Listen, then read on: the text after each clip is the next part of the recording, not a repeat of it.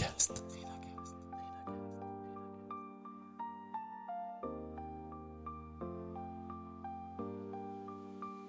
J'avais quand même pas une estime incroyable du CDI parce qu'on a été la première génération où massivement on a vu nos parents, nos grands-parents être licenciés après 20 ans, 30 ans d'engagement dans la même boîte. Honnêtement, la vie vraiment m'a montré que si je restais dans ma condition à ne rien tester, j'allais avoir une vie que j'allais détester. Et si un simple déclic pouvait changer toute votre vie? Bienvenue sur RenaCast, le podcast qui explore ce moment clé où tout bascule, où l'envie de créer prend le dessus sur la peur de l'inconnu. Ici, des entrepreneurs, des audacieux, des visionnaires partagent avec vous leur histoire, leurs doutes, leurs succès, et surtout, ce qui les a poussés à tout quitter pour entreprendre. Une idée qui vous trotte en tête, un projet que vous n'osez pas lancer, chaque épisode est là pour vous inspirer et peut-être déclencher votre propre déclic. Abonnez-vous dès maintenant sur votre application de podcast préférée et embarquez avec nous dans l'aventure. On la surnomme la Taylor Swift de la marque employeur, une comparaison audacieuse, presque déroutante. Pourtant, elle est parfaite. Car comme la superstar qui se transforme l'économie d'une ville à chaque concert, mon invité a le pouvoir de transformer une entreprise à chacune de ses interventions. Mais avant d'être une superstar, elle a dû guérir d'une blessure d'enfance qui est devenue le moteur d'une ambition hors du commun. Comment transforme-t-on une vision en un succès commercial retentissant? Quelles sont les étapes pour oser, enfin, quitter la sécurité pour l'entrepreneuriat? Bonjour Charlène et bienvenue dans ton épisode de RenaCast. Bonjour Nicolas, merci beaucoup pour cette Alors, introduction. Charlène, je ne sais pas si tu m'entends, mais Charlène, moi, j'ai fait énormément de recherches sur toi.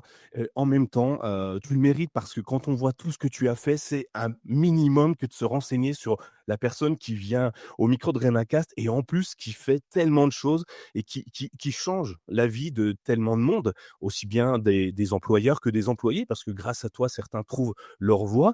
Et je me suis dit qu'il fallait absolument que je t'ai à mon micro. Et d'ailleurs, on s'est rencontrés, enfin, virtuellement, on s'est rencontrés à travers un de tes posts LinkedIn qui m'avait inspiré, je vais le dire comme ça, inspiré.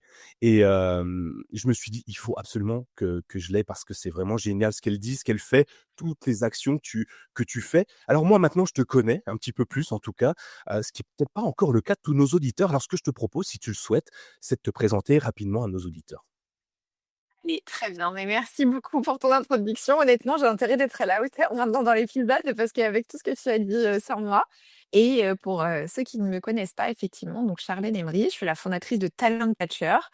J'aime bien dire que je suis avant ça un pur produit RH parce que je pense qu'on va en parler, mais j'ai découvert ma vocation très jeune. Et j'ai toujours suivi eh bien, cette vocation dans mes études, dans le début de ma carrière. Donc, j'ai exercé notamment pendant 6 ans dans une banque avant de décider en fait d'élargir à d'autres entreprises, la méthode que moi j'avais découvert, eh bien en tant que salariée et donc de proposer mes services très rapidement puisque, aujourd'hui on est, plusieurs au sein de Talent Catcher à aider les entreprises sur, l'inbound recrutement. Donc concrètement, les recruteurs à la création de contenu et on aide les entreprises à créer, à animer des communautés d'ambassadeurs. Voilà. Ouais, alors c'est un résumé très très light, mais qui exprime bien ce que tu es aujourd'hui, ce que tu représentes. Alors, en cherchant un petit peu à droite, à gauche, je me suis aperçu que tes clients, c'est des structures assez exceptionnelles, hein, enfin, c'est les clients que tout le monde aimerait avoir, des grandes marques. On va pas forcément tous les citer. Si tu as envie d'en citer, tu le feras, mais moi je ne le ferai pas. Mais c'est des marques assez impressionnantes. Ça va dans du luxe, dans de la banque, dans de la télécom, enfin bref, j'en passe, des tonnes et des tonnes. Ce qui veut dire que ton empreinte, elle est un petit peu partout en France, dans toutes les grandes structures, du CAC 40 à la PME, je crois. Bref, il y a des structures assez exceptionnelles. Je me dis, mais à un moment, on est seul comme ça.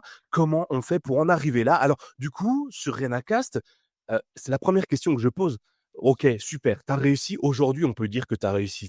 Enfin, si tu ne te l'étais pas encore dit, je te le dis, tu n'as peut-être pas besoin de moi, mais en tout cas, il me semble, de mon point de vue, que la réussite est belle et que tu as bien travaillé pour le faire, pour en arriver là. Mais avant d'en arriver là, bah, tu étais jeune comme tout le monde, enfin, tu l'es toujours, par rapport à moi forcément, mais tu étais jeune et ça n'a pas été toujours aussi simple. La réussite n'a pas été toujours aussi belle. Alors, est-ce qu'on peut revenir un petit peu dans le passé et tu nous racontes le moment, le déclic, tu vois, ce qui s'est passé pour qu'à un moment donné, tu t'es dit: «Moi, ce que je veux, c'est devenir RH tout simplement puisque finalement c'est la ligne rouge de ta vie professionnelle. Ouais, complè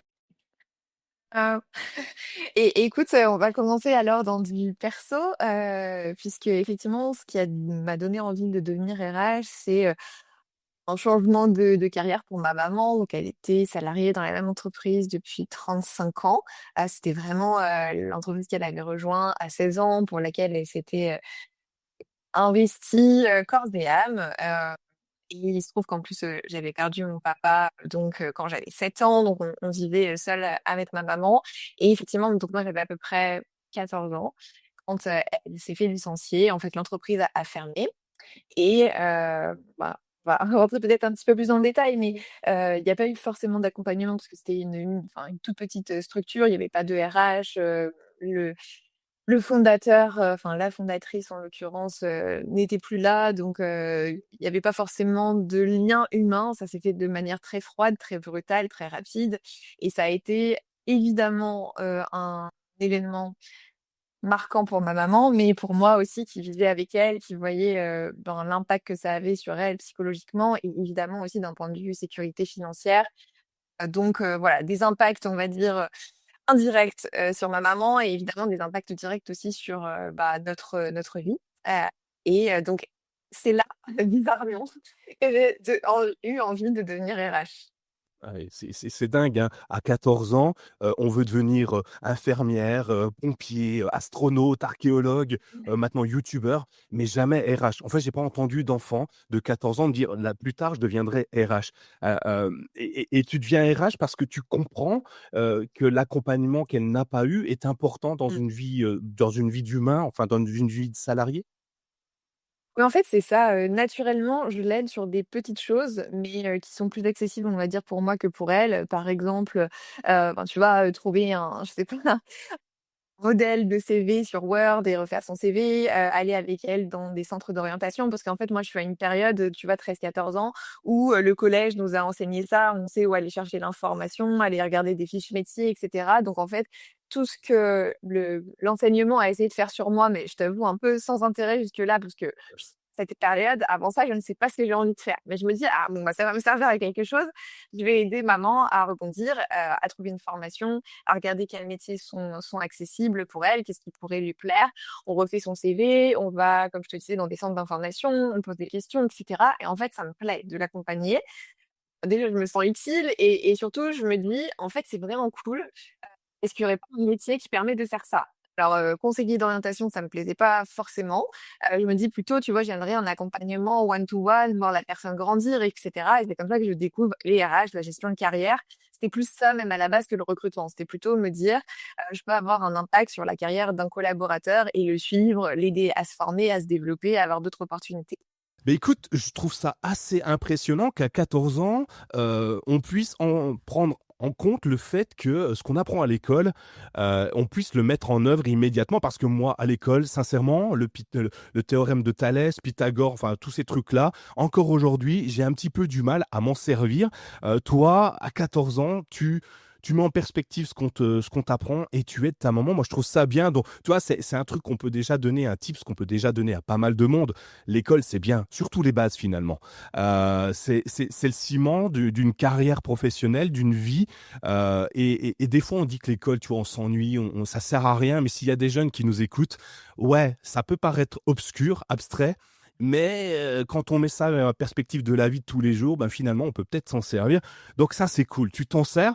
Tu demandes à tes professeurs de t'aider, de t'accompagner sur, les recherches si jamais tu perdu, bloqué ou que tu as des questions ou tu te lances comme ça toute seule? Honnêtement honnêtement pas trop, parce qu'en plus, je vais pas faire l'apologie de l'école parce que j'étais phobique scolaire et j'étais pas très régulière à l'école. Mais non, même pas, franchement, c'est vraiment, de la débrouillardise, on va dire et ça se enfin voilà, ça se fait assez naturellement et puis ma maman était hyper, motivée donc non, franchement, pas nécessaire, de demander une aide extérieure pour le coup. Et du coup, à ce moment-là, tu fais comment? Tu utilises des outils pour créer, tu me parlais du CV, des rencontres, des centres d'information comme ça. Tu vas chercher ces informations-là, sur internet, tu vas taper à des portes? Enfin, à 14 ans, est-ce qu'on a la maturité pour faire tout ça? Écoute, d'un point de vue technique, juste Word et Google quoi, à l'époque, hein. Donc comme je te disais, pour le CV, il y a pas Canva et cetera, hein. Donc c'est, effectivement des modèles Word pour, les recherches métiers, les recherches de formation, Google tout simplement et puis après aller toquer aux bonnes portes. On vivait dans une toute petite ville de, enfin 5 ou 6 000 habitants, donc voilà, on savait où aller, c'est pas très compliqué et puis comme je te dis, à l'école en vrai, on nous avait déjà, conseillé sur, où aller, sur quel site ou dans quel lieu quand on se pose ce type de questions. Ouais, donc du coup, tu es plutôt aguerri. En tout cas, tu aiguises tes armes petit à petit. Ça te modèle ta vision. Et du coup, est-ce que toi, à cet âge-là et puis en grandissant, tu te dis: «Bon, bah, le CDI, c'est génial, je vais y aller moi aussi». Est-ce que ça t'a donné l'envie, de franchir le cap ou de carrément passer à autre chose directement?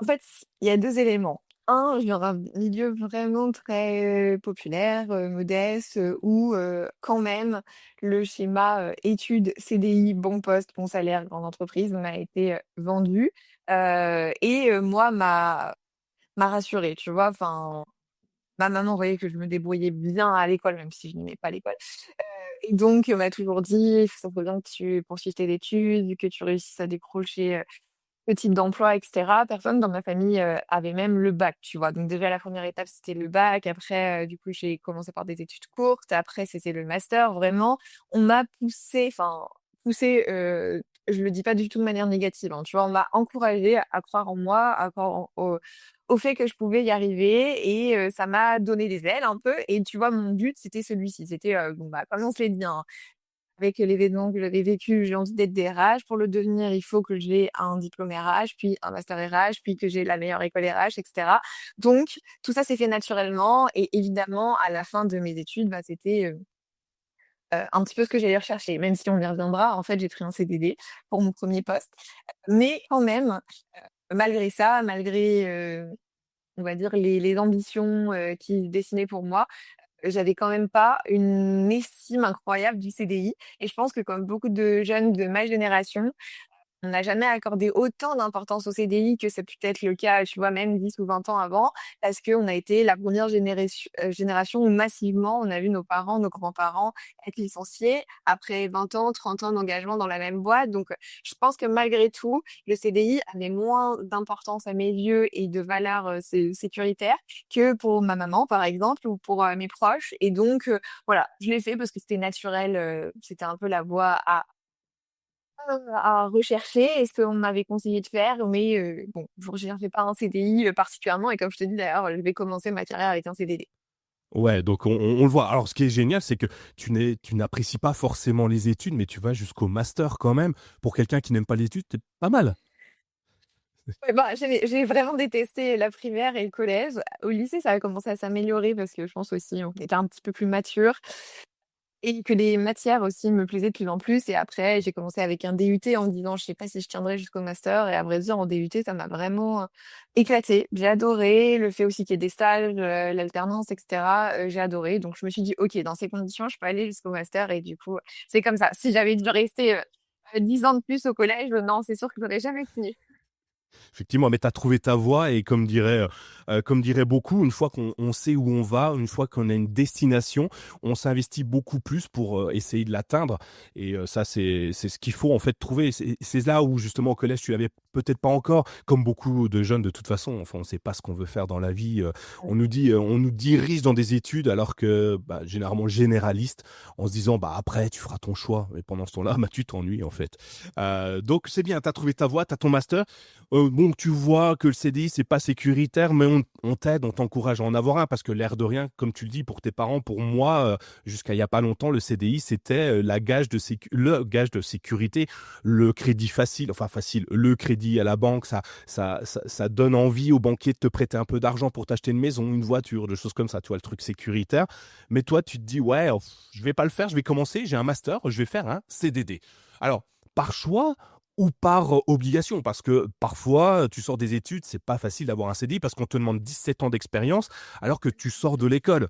Comment tu as fait? Pourquoi tu as fait ce choix-là?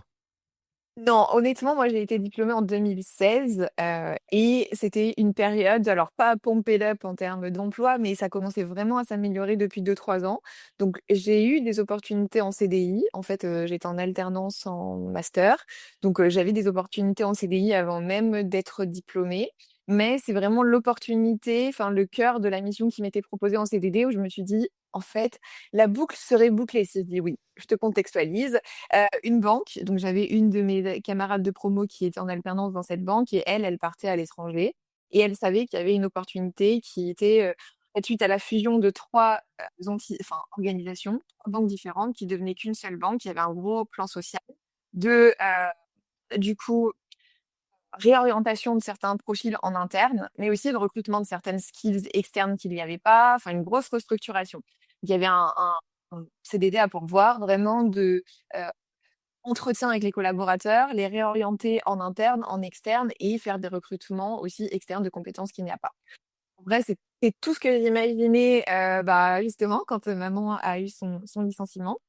Donc je me suis dit: «OK, là, c'est l'opportunité que je le fasse et que je le fasse bien et que j'aide peut-être des, dizaines, des centaines de collaborateurs». Donc je me suis dit: «OK, c'est un CDD» et vraiment, ils avaient été clairs avec moi sur le fait que c'était un CDD, avec une mission bien définie et surtout qu'ils étaient en plein plan social, donc c'était impossible qu'il y ait un CDI. Et donc je me suis dit: «Bon, bah, c'est pas grave». D'ailleurs, c'était même la proposition qui m'a été faite la moins bien payée. Enfin, j'étais la moins bien payée de la promo, je me rappelle. Mais je me suis dit: «Tant pis, en vrai, ça me plaît vraiment et on verra». C'était pour 9 mois ou 12 mois, je crois, initialement. On verra dans 1 an, voilà, ce que je fais et voilà et l'histoire après a fait que finalement, mon CDD a été renouvelé plusieurs fois et que c'est la seule entreprise dans laquelle j'aurais eu un CDI, l'entreprise qui m'a fait confiance pour devenir manager, puis directrice d'un département. Donc en fait, j'ai bien fait de suivre mon instinct.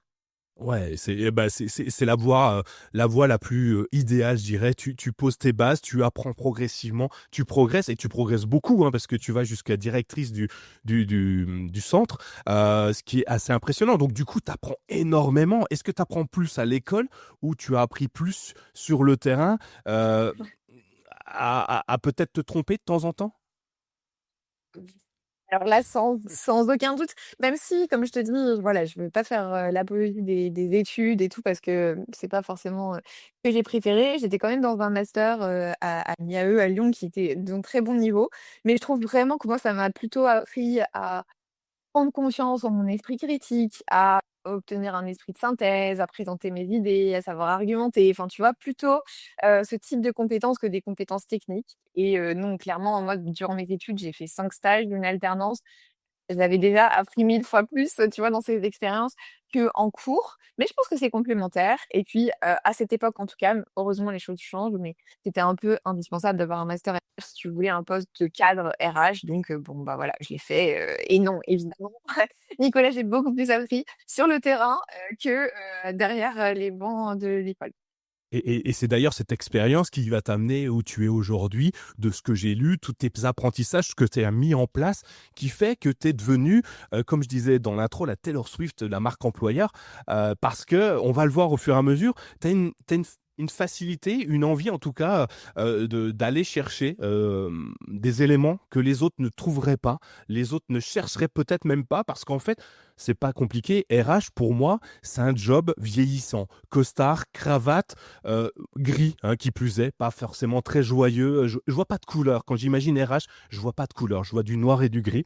Alors, tu vas évidemment me faire changer d'avis et je fais exprès de grossir le trait parce que je sais très bien, ce n'est plus comme ça, mais c'était l'image que j'en avais, il y a pas encore si longtemps, avant de rencontrer des vrais RH, tu vois? Parce que, généralement dans une entreprise, le RH, il est loin. Il est dans les bureaux, peut-être au dernier étage du bureau et quand on y va, c'est pas souvent bon signe. On les aime pas trop ces gens-là. Enfin moi, je les aimais pas trop. Maintenant que j'en connais plein, finalement, ils sont sympas les RH et ils t'aident pas mal dans ta vie. Donc tu construis, ton travail, ta vie, grâce à l'évolution, de CDD à CDI finalement. Donc tu arrives à un poste assez élevé qu'on peut tous envier, hein. Franchement, arriver là, c'est plutôt beau. On peut se dire que ta carrière a bien progressé, que tout mais toi, heu, tu décides autre chose. Tu te dis que le CDI, c'est bien, mais à un moment, tu changes de voie, c'est ça? Ouais, en fait, donc j'ai enfin, voilà, une grande reconnaissance, hein, pour mon employeur. Comme je te dis, je suis restée 6 ans, j'ai fait 3 postes, donc j'ai eu plusieurs CDD, j'ai eu ensuite mon premier CDI, puis j'ai eu, enfin, on confiait la création du service recrutement marque employeur, donc mon premier poste de manager alors que j'avais 25 ans, 26 ans. Et puis, 1 an et demi après, on me dit: «OK, maintenant tu vas carrément prendre la direction du département RH». Donc, je me suis retrouvée à manager mon ancien manager et cetera. Enfin, vraiment cette entreprise m'a accordé, beaucoup de confiance, tant sur mes postes, mais aussi sur tout ce que j'ai pu tester dans cette entreprise et la confiance que j'ai pris en moi et tout. Mais, plus les années passaient et plus en fait je me disais: «C'est chouette, j'ai suivi une voie», bah, comme je te disais tout à l'heure, qui était, rassurante, on va dire. Mais c'est pas forcément ce qui m'épanouit le plus et j'arrivais aussi à un moment où je me disais: «OK, quelle est la prochaine étape pour moi?» Au poste de direction, potentiellement même de direction de banque parce que j'avais la chance d'être dans un groupe qui avait des, parcours futurs dirigeants, et j'ai été targetée donc en 2021, voilà, on m'a dit: «Charlène, on a envie de te mettre dans ce programme pour que tu continues de te développer et que potentiellement dans 5 ou 10 ans, tu diriges une banque». Et je t'avoue que, enfin, moi, c'était jamais un truc que j'avais exprimé, je me sentais pas forcément légitime et déjà, je me rendais compte que sur mon poste actuel, je faisais beaucoup de stratégie, beaucoup de politique, beaucoup de management, mais plus d'opérationnel, alors que moi, j'aime ça. Enfin, j'adore ma matière. Des fois, j'étais frustrée, tu sais, de me dire: «Ah, mais du coup, c'est mes équipes qui vont faire ça», alors que j'aimerais trop être à leur place et moi, enfin, en vrai, c'était pas forcément ce qui me plaisait et j'arrivais pas bien à concilier ma vie, privée et pro aussi. Enfin, j'étais très, très impliquée, mais j'avais pas beaucoup de temps libre. Je ne me voyais pas devenir maman, comme ça. Enfin, en vrai, tu vois, il y avait un désalignement et je pense que le confinement a aidé à ce que je me pose ces questions, de se dire: «OK, est-ce qu'une fois de plus, tu suis une voie qui t'est proposée?» Et j'ai envie de te dire sur un plateau, quoi, et qui est royal. Vraiment, je j'ai aucun, tu vois, dédain quand je dis ça, mais juste, je me disais: «Je suis pas sûre que c'est ce qu'il te faille». Et je savais aussi que si je m'engageais dedans, bah, je veux dire, je faisais les budgets de formation, donc je savais quel coût c'était pour l'organisation. C'était au moins 2 ans de formation, puis un engagement à être avec eux 5 ans ou 10 ans. Franchement, ça a été, tu sais, un peu l'engagement de trop pour me dire: «Non, en fait, je peux pas». Et ça a été un accélérateur, tu vois, à me dire: «Non, en fait, j'ai trop besoin de ma liberté géographique, de ma liberté, temporelle, même de penser et en fait, il faut que je tente l'aventure entrepreneuriale». Et il se trouve que j'avais commencé à déployer des stratégies qui fonctionnaient très bien dans mon entreprise, pour lesquelles j'étais tout le temps contactée, soit pour me débaucher, soit pour des écoles qui voulaient que j'intervienne là-dessus, soit pour des conférences et cetera. Donc je me disais: «OK, ce que j'ai développé, ça reste encore rare. Il y a d'autres entreprises qui sont intéressées». Donc en fait, tu vois, c'était un alignement de planètes. Je me suis dit: «Bon, allez, let's go Charlotte, tu pas encore 30 ans, t'as pas d'enfant, tu prends pas tant de risques que ça, essayez». Et c'est ce que j'ai fait. Eh beh, écoute, alors moi, ce qui m'impressionne déjà, c'est, ben, on te bascule, on te propose d'intégrer le programme interne, Future Dirigeante. Alors déjà, pour en arriver là, tu as dû sûrement faire des trucs assez exceptionnels. On n'arrive pas comme ça, dans ce programme-là par hasard.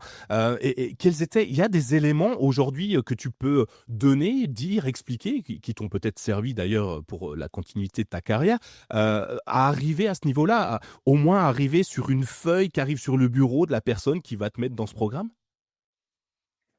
Je dirais qu'il y a 2 éléments, il y a le savoir-faire et il y a le faire savoir. Et effectivement, sans doute, enfin, je veux dire en toute, modestie, tu vois, que j'ai fait des choses qui étaient, remarquables. En tout cas, c'est vrai que j'ai vraiment changé, des éléments, notamment dans la stratégie de recrutement, de visibilité, qui ont été très, très efficaces, très, très remarquées. Et moi, j'ai une vision très pragmatique des choses, donc j'ai toujours documenté, j'ai toujours fait, tu vois, des présentations à mon comité de direction avec: «OK, là, on a divisé le coût moyen de recrutement par temps, là, on a économisé 400 000 euros, là là là, là là là», tu vois? C'était très factuel. Donc c'est mon fonctionnement, donc je testais des choses, mais je faisais des retours d'expérience sur, ce qu'il en était. Et je veillais à le faire savoir en interne, comme je te dis, auprès de mon comité de direction. Plusieurs fois, j'ai demandé Au service communication, ouais, ça serait bien qu'on fasse un article là-dessus dans la communication interne, sur l'intranet, et cetera. Et évidemment, déjà en externe, ça faisait partie de la stratégie pour rendre, justement la banque un peu vieillissante, et cetera, beaucoup plus, sexy de l'extérieur. Donc en fait, le faire savoir m'a beaucoup aidée et moi, je le dis toujours, je suis persuadée que si je n'avais pas pris la parole à ce moment-là sur, LinkedIn, si j'avais pas commencé à faire savoir tout ce que l'on tentait à l'extérieur, déjà, j'aurais jamais eu cette opportunité en interne et évidemment pas tout ce qui a découlé par la suite en externe. C'est une certitude.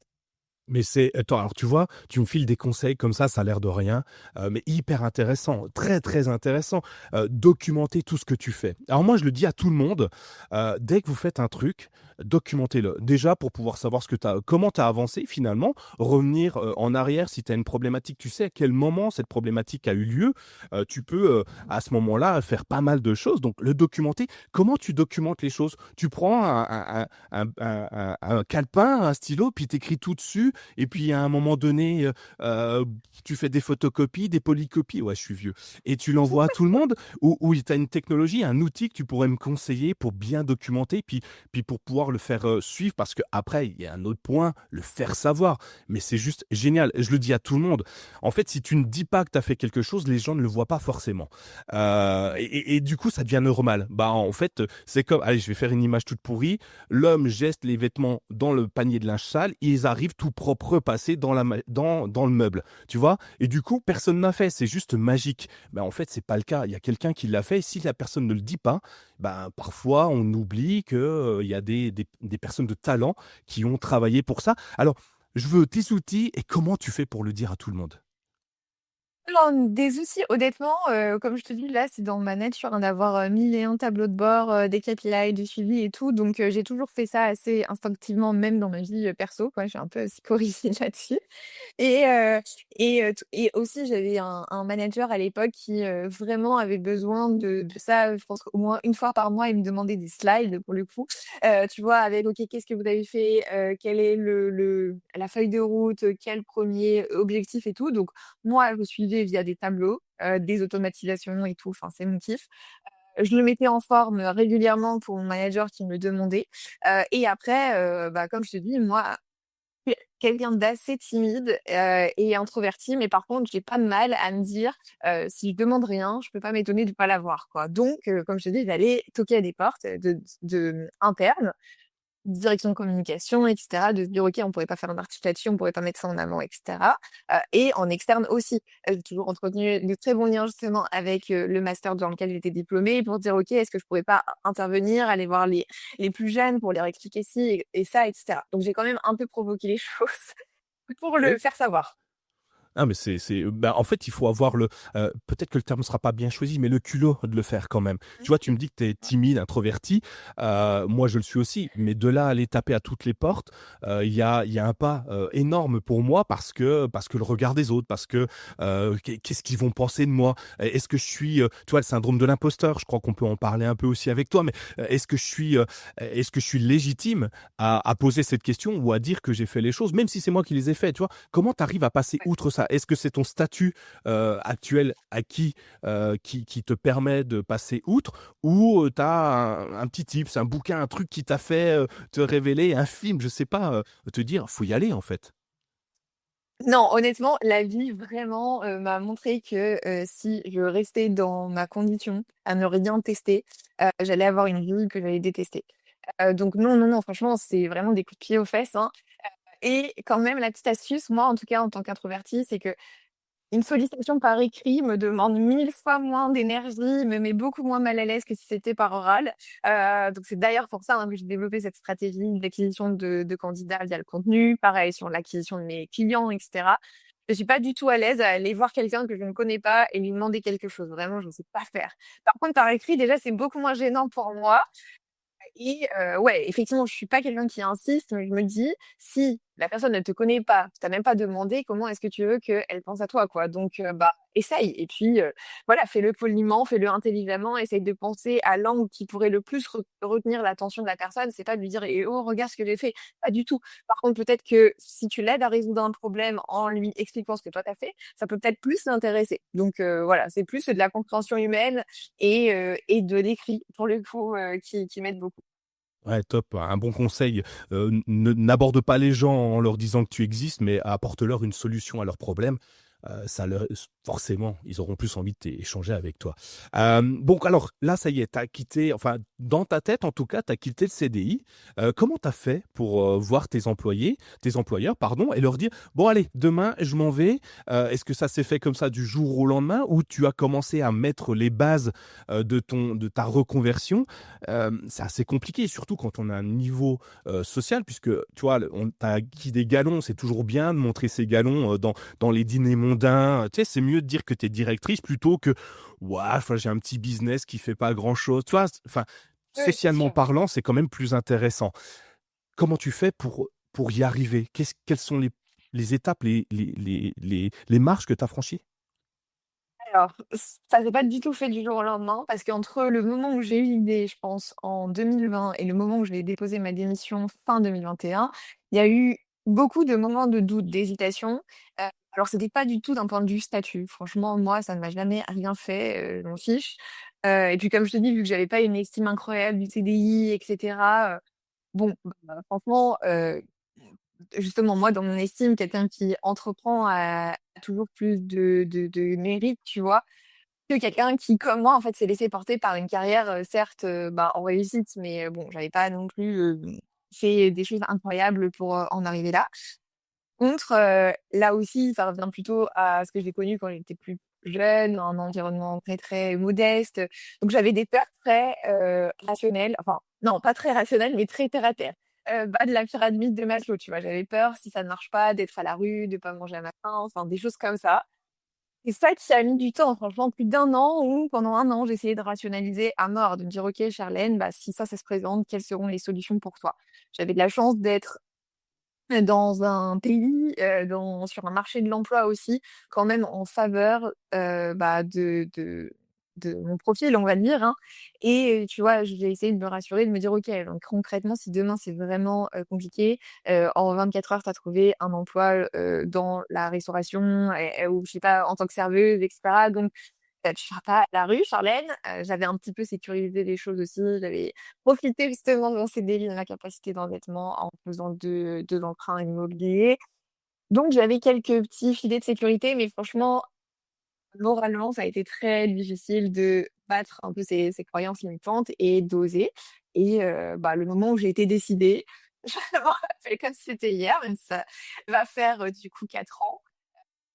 J'ai vraiment, toute la journée, tu sais, j'ai retardé le moment, mais je savais que c'était maintenant. Je partais en vacances de Noël, le soir, donc c'était maintenant, quoi. J'étais obligée de le faire à ce moment-là et j'avais tellement peur et je me rappelle que je me suis effondrée, quoi. Enfin, je n'avais jamais pleuré, évidemment, dans les locaux de mon entreprise et je me suis effondrée, en larmes, quoi, en annonçant ma démission. Et non, ça a été hyper difficile, mais depuis ce jour-là, il y a vraiment pas eu, je pense, 5 minutes où j'ai regretté cette décision.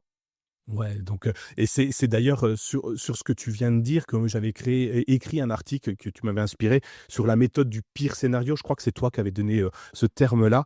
La méthode du pire scénario, qu'est-ce qui peut m'arriver au pire et comment je peux, résoudre enfin, en tout cas, passer outre et bah, je mettrai les liens dans les notes de l'épisode, de l'article et du coup de ton post puisque, il m'a inspiré donc il va, j'imagine, en inspirer plein d'autres. Donc tu te sécurises, tu vois que rien n'est mauvais finalement. Tu es dans un pays, comme tu le dis, la France, qui est plutôt, Ouais. porteur, enfin qui aide beaucoup les gens à créer des structures en tout cas, moi je le pense. Même si c'est difficile de devenir multimilliardaire peut-être en France, mais en tout cas, on peut démarrer très facilement et ah OK, tu t'effondres en larmes. Ton responsable, ta responsable à ce moment-là, comment elle perçoit, elle récupère cette information-là? Bah, ils le prennent hyper mal. Très honnêtement, ma ligne hiérarchique directe le prend très mal, en se disant: «En fait, on lui a permis d'évoluer, on lui propose encore là un truc, juste incroyable et elle refuse, quoi». Donc la première réaction, c'est vraiment celle-ci, de se dire: «Mais c'est pas possible», tu vois? Enfin, elle va changer d'avis et cetera. Donc évident parce que ça a pas été aussi simple après à accepter. En gros, j'ai même pas tenté une rupture conventionnelle, j'ai dit direct: «Je démissionne» parce que je savais qu'on me l'accorderait jamais, parce qu'on ne voulait pas que je parte. Et je leur dis dès le début: «Voilà, je démissionne, mais je vous promets que je recrute mon successeur et tant qu'il est pas là, qu'il est pas formé, je partirai pas». Donc en fait, j'aurais fait plus de 5 mois de préavis, tu vois? Et en essayant de rester un max engagée, je travaillais pas du tout sur Talent Catcher, j'avais à peine le nom et c'est tout. J'étais vraiment encore full engagée pour mon équipe, à vrai dire, et pour les projets que je menais et tout ça. Donc j'ai essayé de me donner un maximum. Mais effectivement, pas ouf, sauf mon dirigeant, du coup, le CEO de la banque, qui lui a vraiment l'âme d'entrepreneur. Et je me rappelle, il m'a dit, mais Charlène, enfin, vous avez tellement raison. Enfin, si j'avais votre âge, votre opportunité, ce que vous avez entre les mains, évidemment que j'essaierais. Et du coup, à partir de là, franchement, je l'ai vraiment déculpabilisé. Et je me suis dit, il a raison. Enfin, à vrai dire, oui, je dois beaucoup à mon employeur parce que il m'a offert 6 années, des opportunités, comme je te disais, de la confiance, du réseau, enfin, de la preuve, tellement de choses. J'ai aussi beaucoup apporté et je vais faire les choses proprement jusqu'au bout, mais je vais les faire pour moi et je vais pas rester pour faire plaisir à mon employeur. Ouais, et tu vois, encore un truc sympa que tu nous donnes, l'air de rien, bah, tu leur proposes, OK, tu leur proposes de former ton successeur quand même. Et ça peut être une piste pour bien partir également, pour bien t'entendre ensuite avec tes ex-employeurs du coup, et garder un contact et peut-être un futur client, qui sait, si tu es parti en bons termes, et potentiellement ils peuvent devenir tes clients. Et alors, ça y est, c'est parti, 4 mois plus tard, 5 mois plus tard, je ne sais plus, et le jour J, le 1er jour, qu'est-ce que tu fais? Tu as déjà tes PowerPoint de prêt? Tu as déjà, ton business plan de préparé? Tout est OK? Tu as plus qu'à attendre le client? Alors non, je termine fin avril, ouais, le dernier jour d'avril, je crois. Et donc comme je te dis, j'ai le nom, j'ai vite fait bricoler un logo qui est toujours le même aujourd'hui, sur Canva et je fais l'annonce sur LinkedIn. Enfin vraiment, moi je suis vraiment, dans, le fait de LinkedIn public quoi, de montrer et cetera. Donc j'annonce, j'explique, quel va être, mon service qui est toujours le même aujourd'hui, donc finalement qui a pas trop pivoté même s'il y a eu des modifications, mais en vrai c'était la même chose. Et puis voilà, je me lance et il se trouve que par mon réseau, j'ai déjà de premiers contacts. Je crois qu'à cette époque, j'ai 7 000 ou 8 000 abonnés sur LinkedIn, mais c'est quand même, une majorité de candidats à vrai dire, hein. Je suis RH, voilà, dans une banque, donc c'est pas forcément ma cible de DRH, recruteurs. Bien, allez, 1 mois et demi, pas de flottement parce que je suis active, j'ai plein de rendez-vous, de découvertes et cetera, mais il y a pas de closing immédiat. Et donc quand même, je me pose des questions et je me rappelle que, effectivement, durant même, le premier été, je me pose des questions, je me documente beaucoup, je me forme, je lis d'un point de vue entrepreneurial pour, comprendre, tu vois, qu'est-ce qui peut, faire décoller l'entreprise. Et fin août quoi, j'ai 2 appels, donc je n'ai jamais fait de prospection avec Talent Catcher puisque j'enseigne aux entreprises à ne pas prospecter les candidats, donc je suis cohérente jusqu'au bout. Et j'ai 2 appels de Chanel et Publicis qui me disent: «Bah, Charlène, on a vu vos contenus, on veut une formation avec vous». Et là, vraiment, c'est le tournant. Donc tu vois, ça arrive quand même, 3 mois, 4 mois après la création de Talent Catcher, donc c'est pas non plus comme ça.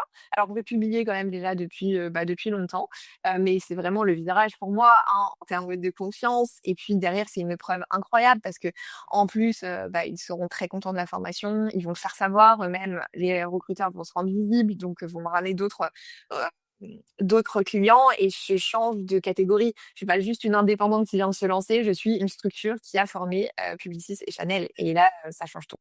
Ça change tout, mais c'est fou.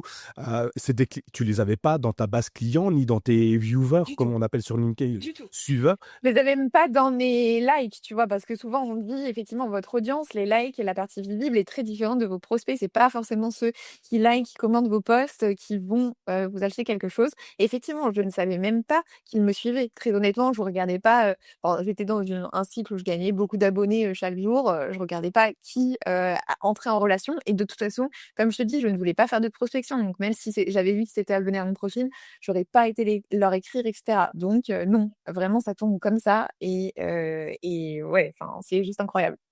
Mais oui, c'est incroyable. Comment tu fais?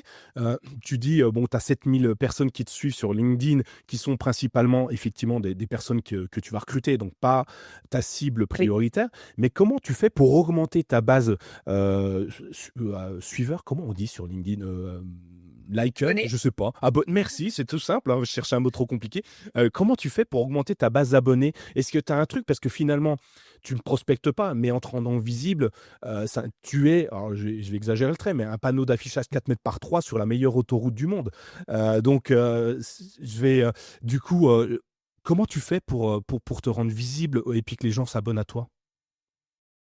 Honnêtement, je crée du contenu, mais pas n'importe comment. Comme je le disais tout à l'heure, je réfléchis à qui est-ce que je veux cibler, quels sont leurs problèmes et quel contenu je pourrais créer pour les intéresser. Exactement ce que j'enseigne aux recruteurs, en fait, hein, tout simplement. Donc, je définis mon persona. OK, qui est mon client idéal?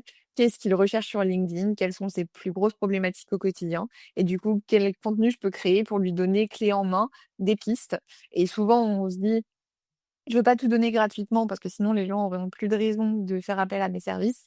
J'ai vraiment fait tout l'inverse et je fais toujours tout l'inverse, et moi j'ai vraiment une vision de se dire ce que je l'enseigne, les personnes qui ont beaucoup de temps à allouer peuvent le trouver tout seuls sur internet. Moi, ce que je viens de leur donner, c'est pas une connaissance inédite, c'est faux.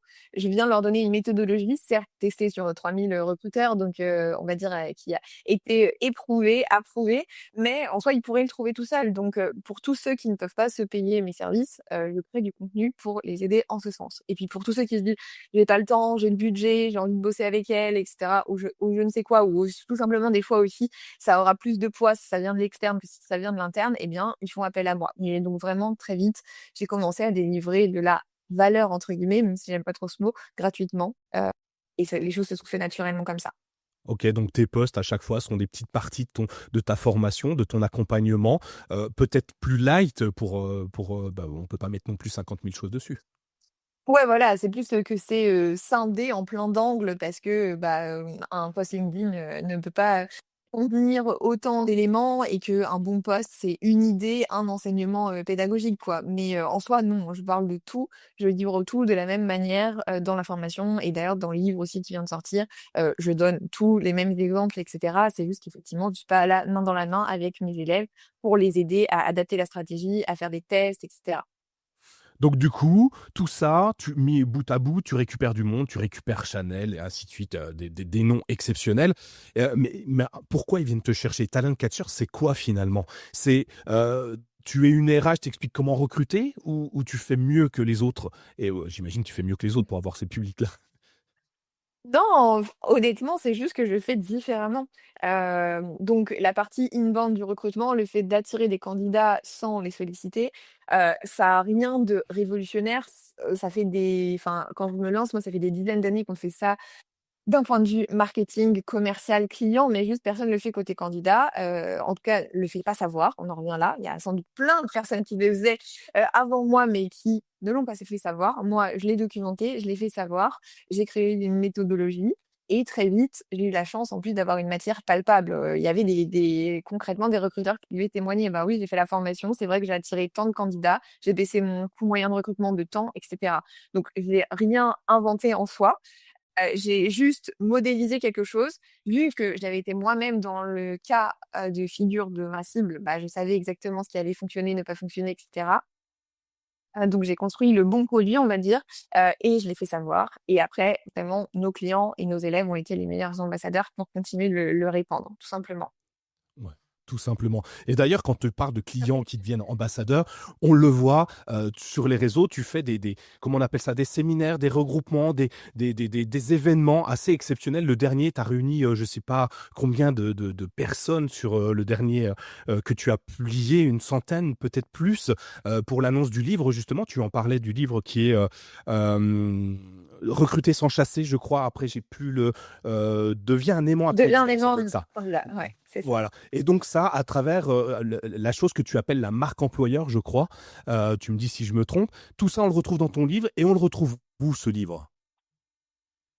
On le retrouve sur Amazon, tout simplement. C'est un livre auto-édité, du coup sans maison d'édition, mais disponible sur Amazon, tout simplement. Donc en gros, tu dans ton livre, je résume, je ne l'ai pas encore acheté, mais il est dans mon panier, il y a plus qu'à cliquer dessus. Tu résumes en disant: «N'allez pas chercher les candidats, faites en sorte que votre marque soit assez sexy pour que les candidats viennent à vous». C'est un peu ça l'idée? C'est ça l'idée, mais bon, difficile de résumer, tu vois? Moi, je l'ai pour Ouais. moi, évidemment, il fait 400 pages, donc c'est 10 chapitres que tu peux consommer de manière indépendante selon ta problématique, on va dire. Donc la promesse, c'est vraiment celle que tu viens de donner, de s'aider de la création de contenu, de son personal branding et des réseaux sociaux pour recruter des profils différemment et plus facilement et avec moins de budget. Mais le premier, tu vois, chapitre va être vraiment justement consacré à la marque employeur. Comment je définis qui je suis, ce que j'ai à proposer de différent aux candidats? Qu'est-ce qui fait que, bah, si je suis Pepsi ou Coca, en fait, je vais pas attirer les mêmes candidats ou Burger King et McDo et cetera, à n'importe quelle échelle. Ensuite, on va aller aussi refondre quand même les offres d'emploi, l'expérience du candidat, parce que le but, c'est pas juste d'attirer des candidats et puis, en fait, de leur proposer une expérience tout pourrie et que personne n'ait envie de candidater chez toi. On va revoir également les bases des algorithmes sur les réseaux sociaux, beaucoup, beaucoup d'exemples. Il y a plus de 150 exemples dans des entreprises avec des recruteurs différents pour vraiment que ça soit un livre qui permette de passer à l'action et qu'on puisse le consommer. Comme je te dis, j'ai une problématique, je cherche dans le livre et je passe à l'action. Bien, je le lis de but en blanc et après je me dis, OK, qu'est-ce que ça m'a inspiré, par quoi je commence? C'est vraiment un livre pratico-pratique. Ouais, je pense, j'imagine, en fait, j'ai regardé quand même quelques pages, puisqu'on peut en voir quelques-unes sur Amazon. Et effectivement, ça me semble être comme ça, mais je vais aller jeter un œil dessus. De toute façon, je vais mettre le lien dans les notes de l'épisode pour que tout le monde se rue sur votre livre, parce qu'il me semble hyper intéressant de se pencher un peu dessus. Et puis, si c'est des cas pratiques, encore plus simples. On touche à la fin de ton épisode, Charlène, et j'ai 2 dernières questions à te poser. Bah, 3, mais il y en a une qui est plutôt facile. Si tu avais un livre à conseiller à ton entourage, enfin aux personnes que tu croises pour les aider, les motiver, alors évidemment il y a le tien, mais il y en a peut-être un autre sur lequel tu mets sur la table de chevet et puis tu dis, tu le donnes allègrement, facilement à toutes les personnes autour de toi, quel serait-il? C'est difficile parce que je suis une grande lectrice et il y a beaucoup, beaucoup, beaucoup de livres qui ont changé ma vie. Mais je vais en donner un que je ne vais jamais recommander encore dans les podcasts, c'est Les secrets d'un esprit millionnaire. Et là où c'est intéressant, c'est qu'en fait, il m'a beaucoup aidée, et c'est la promesse du livre d'ailleurs, hein, à changer son plan financier intérieur.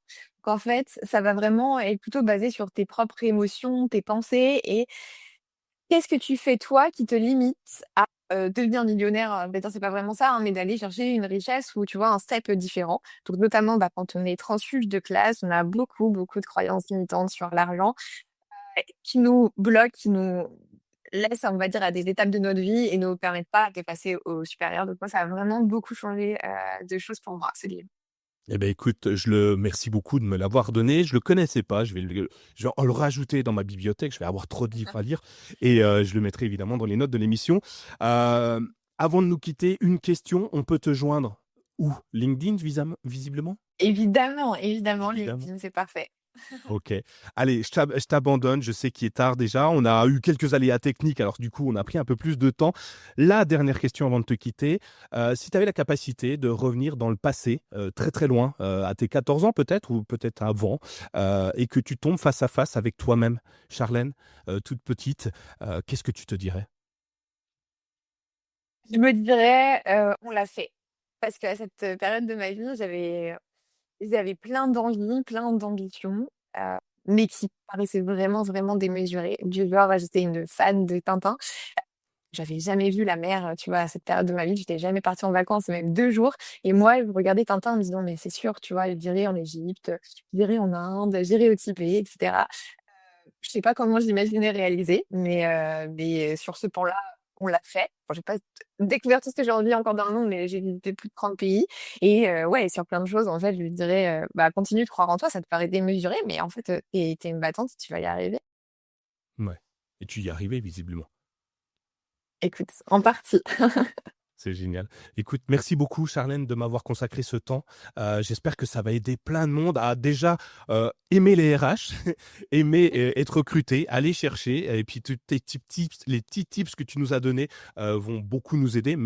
J'ai déjà en perspective quelque chose que je vais mettre en place, plus documenté, plus aller oser et puis, aller sur LinkedIn et puis toujours partager, au quotidien pour encore attirer plus de monde, autour de Renacast. Merci beaucoup. Je te souhaite une belle continuation, une grande carrière et puis j'espère qu'on se recroisera un jour, où tu seras encore plus grande que ça. Bah, merci beaucoup encore une fois pour ton écoute et le fait de m'avoir mis aussi à l'aise pour parler de tous ces sujets très perso. Donc merci beaucoup et puis j'espère que cet, épisode aidera plusieurs de tes auditeurs. Merci. Ciao, bye bye. Si cet épisode vous a inspiré, ne le gardez pas pour vous. Partagez-le avec vos amis, votre famille, vos collègues, qui sait. Cela pourrait bien être le déclic dont ils ont besoin pour se lancer. Abonnez-vous dès maintenant sur votre application de podcast préférée et laissez-nous une note 5 étoiles ainsi qu'un commentaire. Votre soutien est essentiel pour faire grandir RenaCast et continuer à donner la parole à celles et ceux qui ont osé. À très vite pour un nouvel épisode et surtout, osez passer à l'action.